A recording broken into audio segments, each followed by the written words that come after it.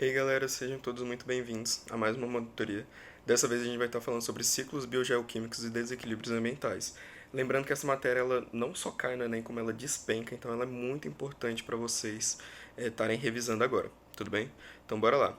Os tópicos abordados vão ser um resumo do ciclo biogeoquímico e resolução de questões, e um resumo de equilíbrio ambiental e resolução de questões também. Então, bora lá. Um resuminho dos ciclos geobioquímicos são processos que garantem que os elementos circulem pelo meio abiótico e pelo meio biótico, promovendo seu reaproveitamento. Então, como o texto está falando, é um ciclo. Aqui eu trouxe uma imagem só para poder ilustrar como é que funciona. Temos aqui o ciclo da água, onde tem um processo de evaporação, condensação e transpiração dos animais, dos peixes, das plantas. Então, tudo que vai, uma hora tem que voltar. Né? Então aqui tem um ciclo só mostrando como é que funciona e vamos para falar alguns tópicos, né? A importância, quem são esses ciclos e quais são os fatores que eles influenciam. A importância promove uma ciclagem dos elementos, então garante que eles sejam utilizados e posteriormente estejam novamente disponíveis. Sem essa reposição, poderia ocasionar a extinção de espécies. Então a gente está vendo quão importante é o ciclo da água, do carbono, do oxigênio e do nitrogênio, porque como você está utilizando aquela água, ela tem que voltar ao momento da origem que ela veio.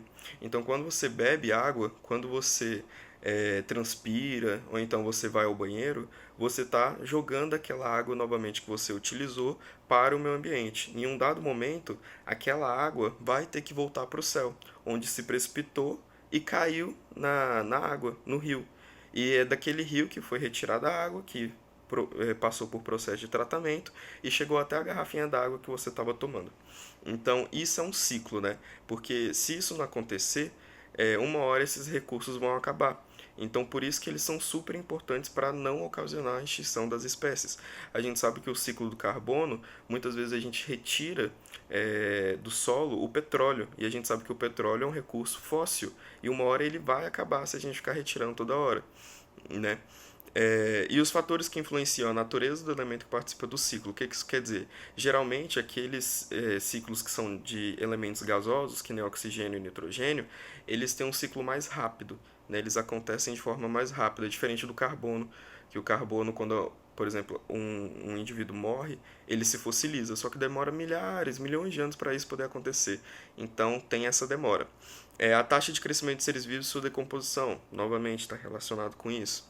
O homem também pode exercer um importante papel nos ciclos biogeoquímicos. Então, quando acontece, por exemplo, indústrias produzindo muita coisa e poluindo o ambiente, isso aumenta a temperatura do mundo, aumenta o aquecimento global, o efeito do aquecimento global. E com isso, o ciclo da água pode se intensificar. Então, o homem tem muito fator sobre isso. Vamos agora para algumas questões, né? O ciclo biogeoquímico representa o movimento de um ou mais elementos na natureza e estão intimamente ligados ao processo geológicos, hidrológicos e biológicos. Entre os ciclos a seguir, marque aquele que envolve a participação de bactérias do gênero Rhizobium e leguminosas. Então aqui a gente está falando do ciclo do nitrogênio, né? Sendo bem claro e direto. Eu coloquei essa imagem para poder mostrar que as plantas elas não conseguem captar o nitrogênio atmosférico, e a gente sabe que o ar que a gente respira 70% a 80% dele é só nitrogênio atmosférico. Para nós humanos não tem diferença nenhuma. Entra e sai de qualquer forma, a gente não utiliza ele, não é nocivo. E as plantas necessitam desse nitrogênio. E como que elas fazem para poder capturar? Tem bactérias fixadas nas raízes dessas plantas, que elas são capazes de converter o N2 do ar em amônia. E com isso, eles convertem, depois com outro tipo de bactéria, convertem o NH3 em nitritos e nitratos. Né? Então, convertem amônia em nitritos e nitratos. E esse nitrito e nitrato é utilizado pela planta para ela poder fazer os metabólitos dela. Só que com esse excesso também, ela libera nitritos e nitratos, e o excesso de nitrito e nitrato é utilizado por procariontes desnitrificantes, ou seja, vai desnitrificar aquilo e vai transformar novamente o nitrato em N2. E esse N2 ele volta para o ar atmosférico. Então é um ciclo, né? Então temos aí o ciclo do nitrogênio, super importante. Então falou de bactéria de gênero Rhizobium e leguminosa, toda leguminosa tem isso, falou disso, ciclo do nitrogênio, beleza? Vamos para o próximo. Os ciclos biogeoquímicos, também chamados de ciclos da matéria, garantem que os elementos circulem pela natureza. Entre as afirmações a seguir, marque aquela que melhor explica o papel dos decompositores nesse ciclo. Ah, os decompositores garantem a fixação dos elementos químicos do solo. Não, eles não querem fixar nada, eles estão lá, na verdade, para reutilizar os nutrientes. Os decompositores, ao degradar os restos dos seres vivos, garantem espaço para que novos nutrientes sejam adicionados ao ambiente. Não, gente, isso daqui é uma pegadinha. Porque eles garantem espaço para novos sejam adicionados ao ambiente? Ok, garantem, só que não podem ficar sempre adicionando novos nutrientes ao ambiente, porque senão você vai ficar sempre adicionando, adicionando, adicionando, e nada nunca do que foi adicionado vai voltar para o que foi utilizado. Então, essa alternativa está incorreta exatamente por causa disso. Eles não só ficam adicionando, eles garantem uma reutilização, né? E é exatamente o que você fala. Os decompositores permitem, ao decompor os restos dos organismos, que substâncias presentes nesses seres possam ser utilizados novamente, ou seja, reutilização. Então a alternativa está correta. Os decompositores permitem que um fluxo de energia ocorra em vários sentidos. Não, esse fluxo de energia não pode ocorrer em vários sentidos, na verdade ele ocorre em apenas um, é unidirecional. Então vamos lá. Agora falar sobre desequilíbrio ambiental. São alterações em um ecossistema que o afetam de maneira negativa. Alterações nessa dinâmica podem ser responsáveis, por exemplo, por eventos de extinção. Então aqui eu trouxe uma imagem do que está acontecendo bastante, que é a poluição dos mares, rios e lagos, e isso acaba afetando a fauna e a flora daquele ambiente, né? E isso tem exatamente uma manifestação humana. E a gente vai ver qual é essa diferença do desequilíbrio natural, quando ele pode ser natural ou artificial. E um grande exemplo de um desequilíbrio ambiental natural aconteceu há 220 milhões de anos atrás, quando um meteoro caiu no planeta Terra e ocorreu a extinção dos dinossauros. E é exatamente isso que marca um desequilíbrio ambiental, porque veio uma manifestação externa, só que não teve ação do ser humano, então uma manifestação externa que causou um desequilíbrio e matou diversas espécies.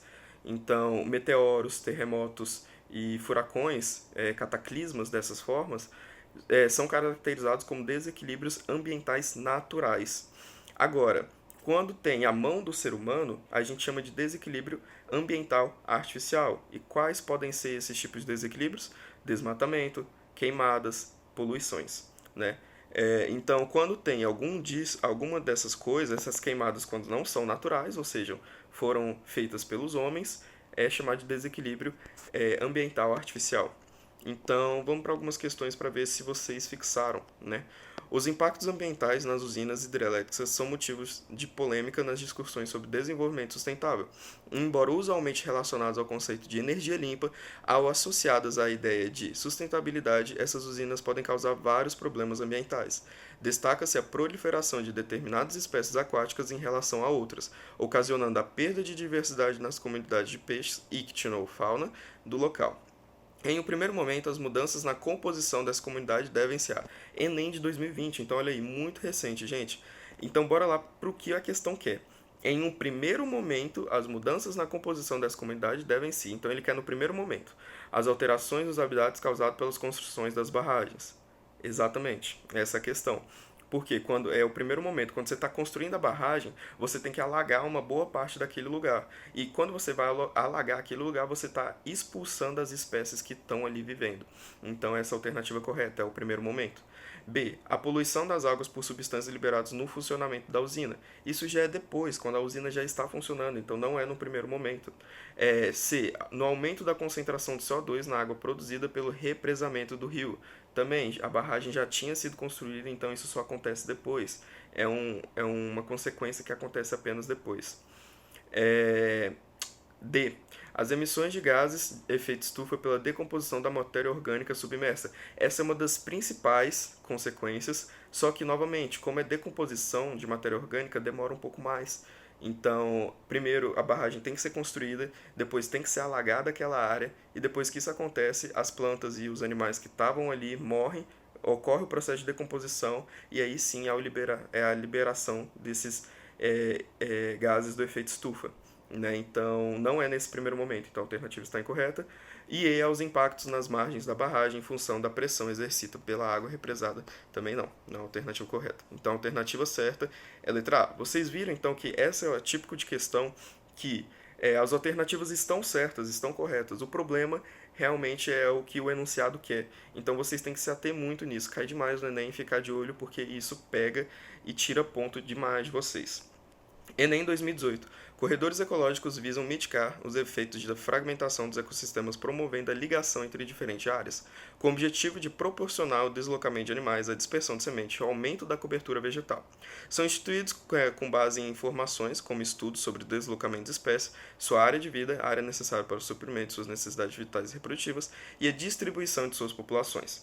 Nessa estratégia, a recuperação da biodiversidade é efetiva porque, primeiro, o que é corredor ecológico? Quando a gente desmata uma área, geralmente tem que deixar uma proporção de área nativa naquele local. Só que quando isso acontece, são vários bloquinhos espalhados. Então tem uma área que que está protegida e tem uma área em volta toda desmatada. E elas ficam desconectadas. Elas não ficam conectadas, ficam desconexas. E com isso eles fazem corredores ecológicos que visam conectar uma área à outra. E quando você faz isso, você está propiciando que o animal que estava em A, um animal da espécie A, que estava na área A, vá para a área B e consiga reproduzir naquele local. E quando você consegue movimentar da área A para a área B, você está causando um fluxo de indivíduos. E esse fluxo de indivíduos você causa um fluxo gênico, porque eles vão se reproduzir.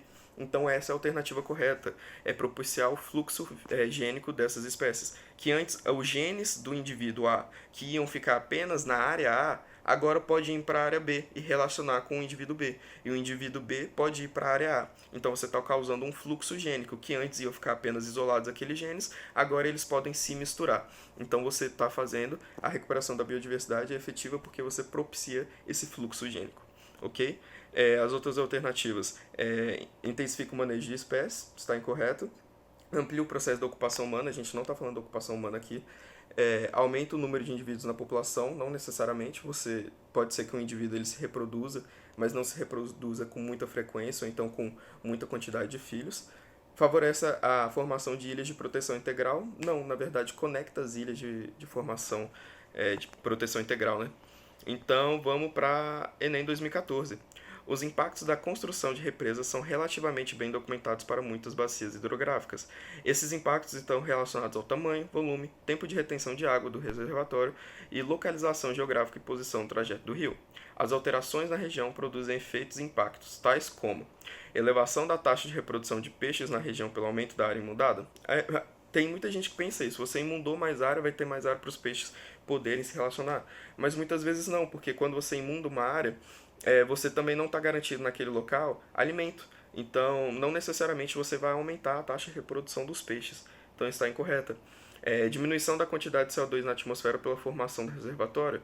Não, na verdade você vai aumentar a concentração de CO2 porque você vai matar uma área que vai estar inundada e com isso vai produzir gases do efeito estufa, CO2 e metano. Então está incorreto. Aumento da incidência de doenças endêmicas transmitidas por mosquitos na região. Sim, porque como você alagou uma área, você vai estar garantindo mais espaço para os mosquitos poderem ter lá, né? Então, é como se você pensasse numa cidade grande, você fizesse chover por muito, muito tempo, várias áreas iam ficar molhadas, e com isso ia propiciar para o mosquito da dengue ter mais locais para poder fazer os seus ninhos. Então, a alternativa C está correta. Alteração nos níveis de precipitação pela ampliação do lençol freático. Não entra com lençol freático, ele é muito lá embaixo.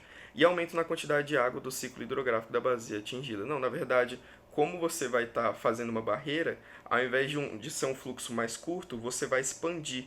Então, é como se você pegasse um copo d'água e jogasse dentro de uma bacia. Você não aumentou a quantidade de água, você só horizontalizou. Então, essa alternativa está incorreta. Você não aumenta a quantidade de água, você só fez horizontalizar o nível da água. Então, gente, obrigado por participar por mais essa monitoria. É um assunto muito importante, tem muita questão disso. Procure na internet, se joguem qualquer coisa, mande mensagem. Adoro esse conteúdo e arrasem. Tamo junto, obrigado e até mais.